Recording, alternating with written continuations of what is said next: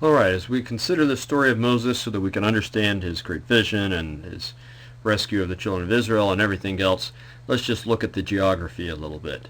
Um, this around here or here, Avaris is not only the site of the Hyksos capital, but it also becomes an important site and maybe a capital during Moses' day. Maybe Python, that's one of the cities mentioned in the Bible that they built, but Moses most likely is growing up somewhere around here in a court. He's probably in the harem, so it's a powerful family, royal family, beautiful place that he grows up, all the learning of the Egyptians and so on. And then we know the story of how he ends up having to flee Egypt because of his having killed an Egyptian, and so he flees Egypt. Now to understand where he's going to, let's look at this map. So that where we were looking at over there was right there. You have these two forks of the Red Sea that come up like that, and in between there is what we call the Sinai area, and just an interesting land. Now over here around the Dead Sea you have the Ammonites, the Moabites, the Edomites, and down here the Midianites.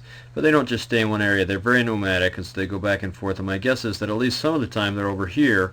That seems to be where Moses comes into contact with them, because he falls in with some Midianites and marries some Midianites, and he receives the priesthood from Jethro, his father-in-law, Ruel. He goes by two names apparently.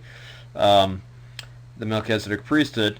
The Midianites are descended from Midian, who was a wife or a son of Abraham and one of his wives named Keturah. And so the Midianites are around here. So if we're to look at where Moses probably goes, he probably takes a route similar to what would have happened with the Exodus, where he would have come along here and fled along this way. And who knows, maybe he went this way and ended up with the Midianites or over here or somewhere. He comes in contact with the Midianites somewhere, but eventually ends up around what is probably Mount Sinai. We don't really know for sure where Mount Sinai is, but probably it's around here. This makes the most sense to me, and I think we have a pretty good chance that this is it. So this is the route that he most likely takes. And it's on Mount Sinai that he has the vision where he first sees God. And I suspect that the incredible vision that we have in Moses chapter 1 is maybe at about that same time.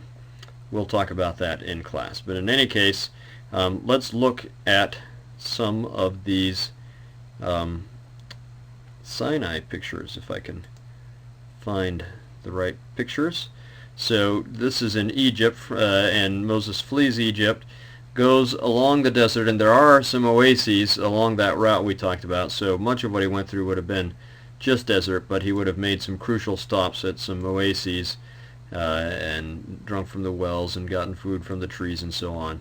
And he eventually ends up at Sinai, and I'll just show you some pictures of Mount Sinai. This is sunrise from on top of Mount Sinai, and just quite a mountain.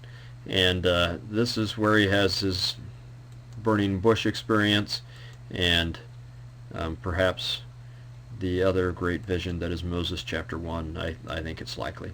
In any case, here's some pictures of the mountain taken from the bus as we leave, so you can kind of get an idea of that mountain as you leave. And here's the territory around it. You can see a little reflection from the bus there, but this is just so you get an idea of what the territory is he's traveling through as he goes around there. So that's the geography of the visions of Moses.